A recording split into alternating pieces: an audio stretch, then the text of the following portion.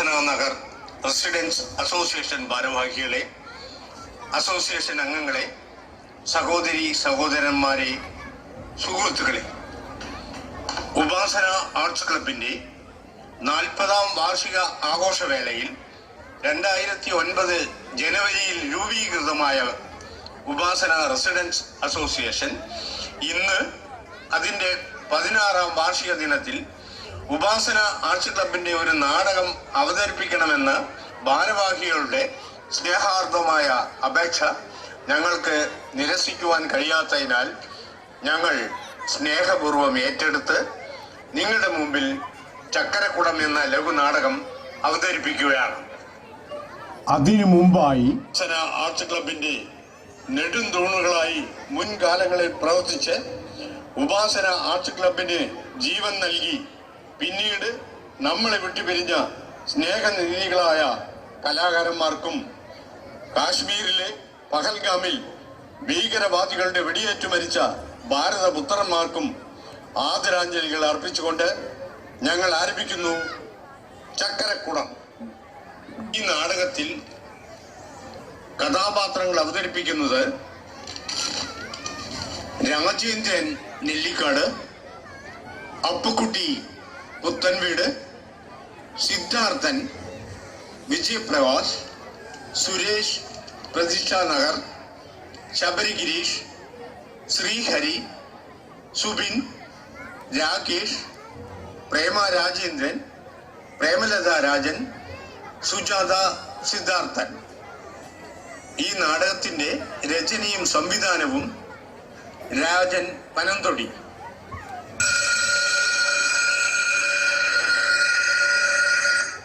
സ്വതന്ത്ര ഇന്ത്യയുടെ ജീവാത്മാവും പരമാത്മാവുമായ രണ്ട് മഹത് വ്യക്തികൾ, മഹാത്മാഗാന്ധിയും B.R. അംബേദ്കറും.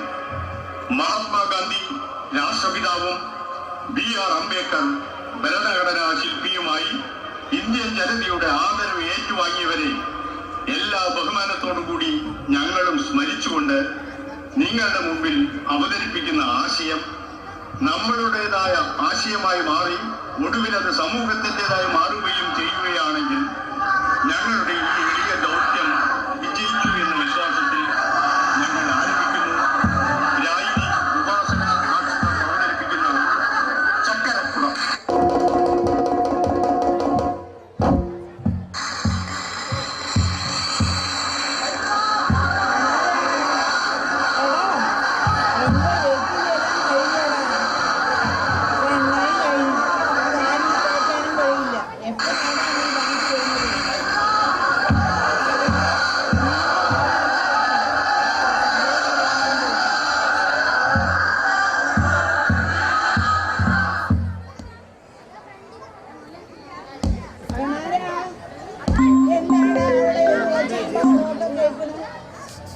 നീ വല്ലതും കേൾക്കുന്നുണ്ടോടാ? ചിരുതേ, എടി ചിരുതേ, നീ വല്ലതും കേൾക്കുന്നുണ്ടോടി?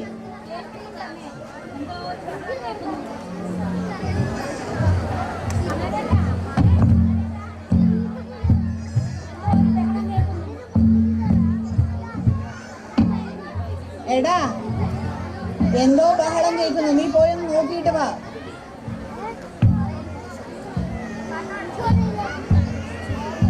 കേൾക്കുന്നുണ്ടോടാ? കേൾക്കുന്നുണ്ട് അമ്മേ. നമ്മുടെ പാർട്ടി വിജയിച്ചതിന്റെ ആഹ്ലാദ പ്രകടനമാണത്.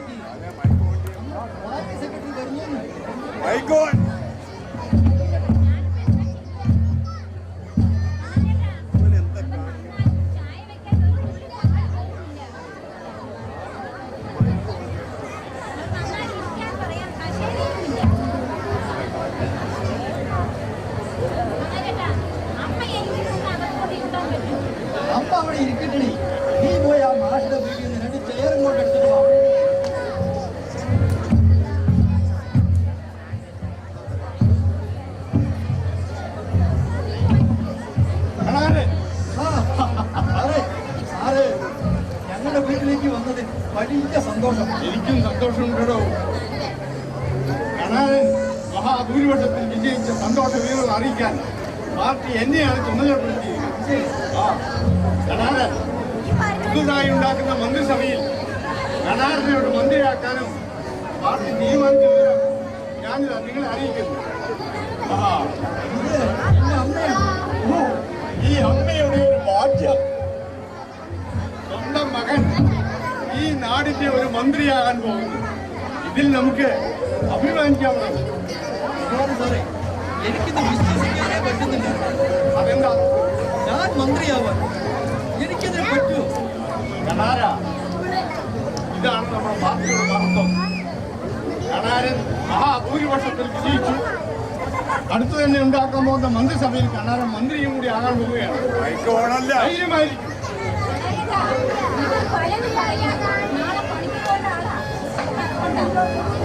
അത് ശരിയാണല്ലോ.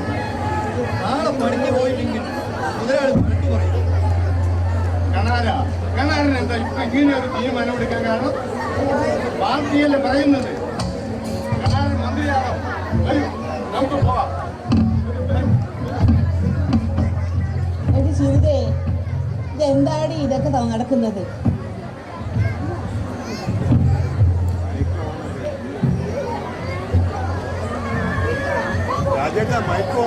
അത് തന്നെ പറയണത്. പിന്നെ എന്ത് ചെയ്യുന്നത്?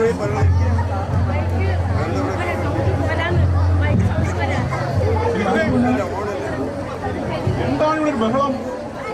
ഒരുപാട് പേർ വരുന്നു, പടക്കം പൊട്ടിക്കുന്നു. ഇവരൊക്കെ ആരാ? എന്താണ് ഇവിടെ?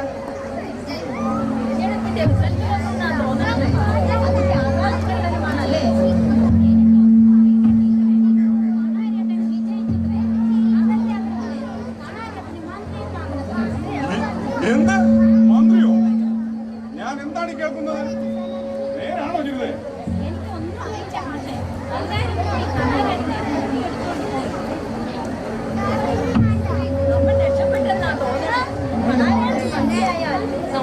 നമ്മുടെ നാട് രക്ഷപ്പെടും.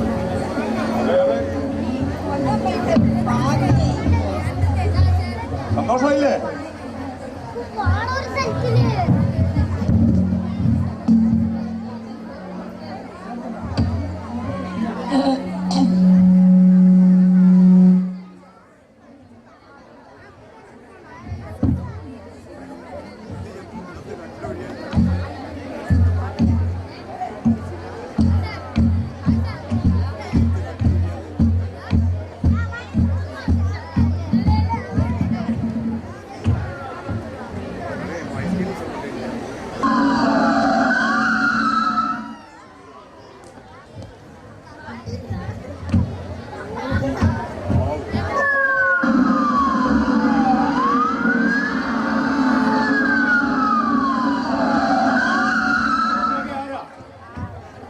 ഇവിടെ നിന്ന് മാറി തരണം. ഇത് മന്ത്രി അദ്ദേഹത്തിന്റെ വസതിയാണ്. വേഗം മാറി തരണം.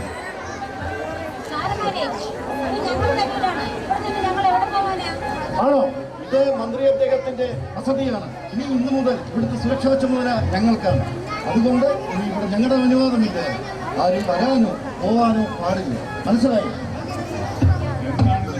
ഇതാണോ ചിന്തേ നീ പറഞ്ഞ സ്വാതന്ത്ര്യം? ഇനി നിങ്ങളെ കാണാൻ ഞങ്ങൾക്കാവില്ലേ? താങ്കൾ ഞങ്ങളെ ചോദ്യം ചെയ്യണം.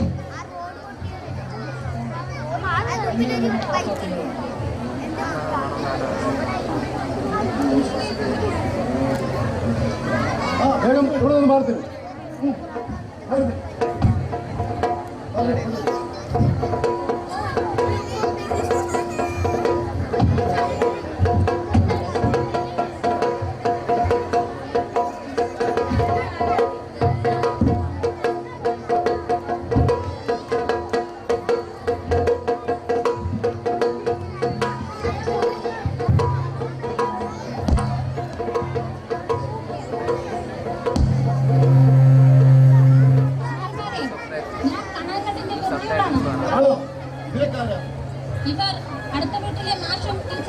ഇന്നു മുതൽ ഈ വീട്ടിന്റെ സുരക്ഷാ ചുമതല ഞങ്ങൾക്കാണ്. അതുകൊണ്ട് എല്ലാവരും മാറിത്തരണം. മാറും മാറും മാറിത്തരും മാറിത്തരും.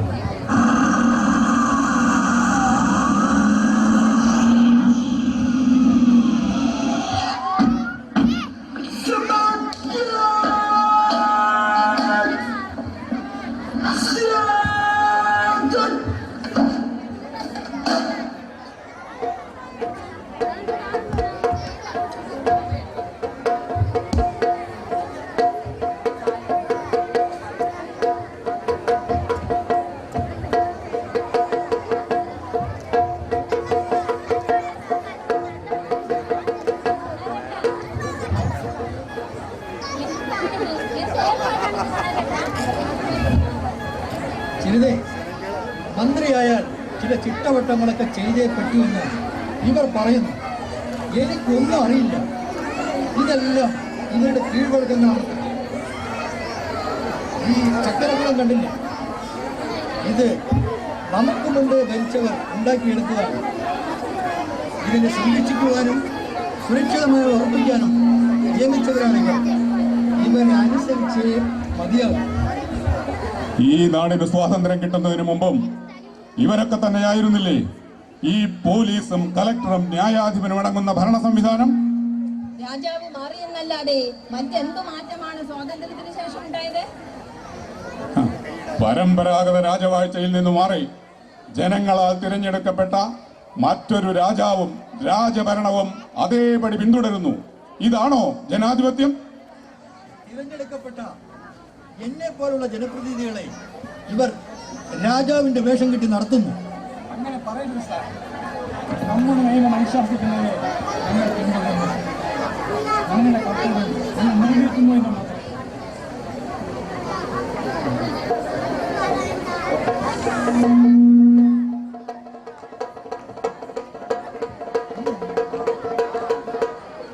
അരുത്!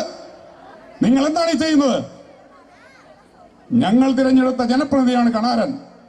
അദ്ദേഹത്തിന്റെ കാഴ്ച മറച്ചാൽ ഈ നാട്ടിലെ സംഭവങ്ങൾ അദ്ദേഹം എങ്ങനെ കാണാനാണ്? ഇത് ജനാധിപത്യത്തിൽ അനുവദനീയമല്ല. മന്ത്രിമാരായാൽ സർവ്വ നിയന്ത്രണങ്ങളും ഞങ്ങളുടെ കൈകളിലാണ്. ഞങ്ങളിലൂടെ മാത്രമേ സത്യത്തെ കാണാൻ കഴിയൂ. ഞങ്ങൾ മൂവരും സത്യസന്ധമായും നീതിയുക്തമായും ഈ നാട്ടിൽ നടക്കുന്ന സംഭവങ്ങളെല്ലാം തന്നെ മന്ത്രി അദ്ദേഹത്തെ ധരിപ്പിച്ചുകൊള്ളും. സ്വന്തം നേതൃത്വത്തിലൂടെയോ അനുഭവത്തിലൂടെയോ യാതൊന്നും കണ്ടുകൂടാ, അനുഭവിച്ചുകൂടാ. ഞങ്ങൾക്ക് വേണ്ടി ഞങ്ങളാൽ തിരഞ്ഞെടുക്കപ്പെട്ട ഞങ്ങളിൽ ഒരാൾക്ക് എന്തിനാണ് ഇത്ര കരുതലും പോലീസ് കാവലും? മന്ത്രിമാർ ഞങ്ങളുടെ ശത്രുക്കളല്ല, ഞങ്ങൾ മന്ത്രിമാരുടെയും. പിന്നെ എന്തിനാണ് ഞങ്ങളെ വേർതിരിച്ചു കാണുന്നത്? പോലീസ് കാവൽ നൽകേണ്ടതും കരുതൽ നൽകേണ്ടതും ഞങ്ങൾക്കാണ്, ജനങ്ങൾക്കാണ്. ജനാധിപത്യ ഭരണ സംവിധാനത്തിൽ ഓരോ മന്ത്രിയും ഒരു സാധാരണ പൗരൻ തന്നെയാണ്. ഓരോ സാധാരണ പൗരനുമുള്ള മൗലിക അവകാശങ്ങൾ മാത്രമേ ഓരോ മന്ത്രിക്കുമുള്ളൂ. അതിലപ്പുറം ഒരു ദിവ്യത്വവും ഒരു മന്ത്രിക്കും നിങ്ങൾ കൽപ്പിച്ചു നൽകരുത്. ഇവിടെ നിന്ന് മാറി തരൂ.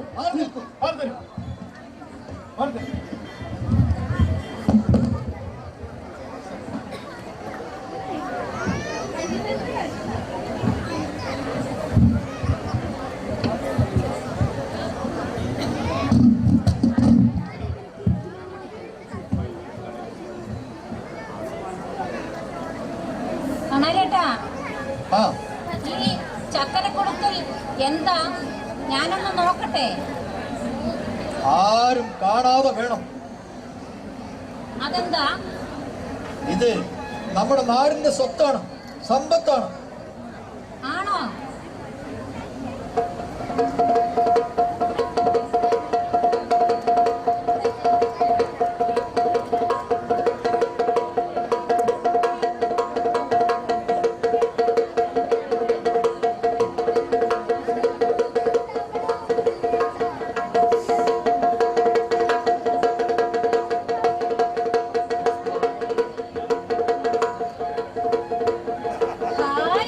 എന്തു രുചിയാ!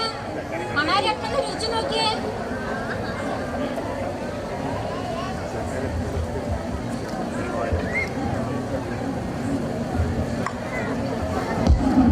അരുത്! ഇത് അഴിമതിയാണ്. ഇത് അനുവദിക്കില്ല, അനുവദിക്കില്ല. ഈ അഴിമതി ഞങ്ങൾ അനുവദിക്കില്ല. ഇത് അനുവദിക്കില്ല. ഇത് അഴിമതിയാണ്. ഞങ്ങൾ അനുവദിക്കില്ല. ഇല്ല, ഇല്ല, ഇത് സമ്മതിക്കില്ല. ഇത് അനുവദിക്കില്ല. കേരളമാണ്. കേരളത്തിൽ അഴിമതി അനുവദിക്കില്ല. അനുവദിക്കില്ല. എന്തൊക്കെയാണെടാ ഞാനീ കേൾക്കുന്നത്? നിന്നിലെ മന്ത്രിയെ എന്തിനാടാ ശാപവാക്കുകൾ വിളിച്ചു പറയുന്നത്? നമ്മുടെ നാട്ടിലെ മന്ത്രി എന്ന പദവിയും അതിലൂടെയുള്ള അഹന്തയുമാണ് നിന്നെ പോലെയുള്ളവരെ നാട്ടുകാരെ അഴിമതിയിലേക്ക് നയിക്കുന്നത്. നമ്മൾ പൊരുതി നേടിയതാണ് സ്വാതന്ത്ര്യം. അതിലപ്പുറമാണടാ ജനാധിപത്യം. ഇവ രണ്ടും അവഗണിച്ചുകൊണ്ട് ആർക്കും മുന്നോട്ട് പോകാനാവില്ല.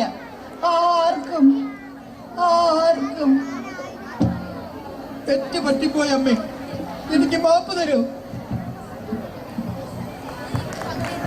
പുതിയതായി ഉയർന്നു വന്നതീ പ്രബുദ്ധ കേരളം തകരുവാൻ വിടില്ല നമ്മൾ ഉജ്ജ്വല പ്രതീക്ഷയെ.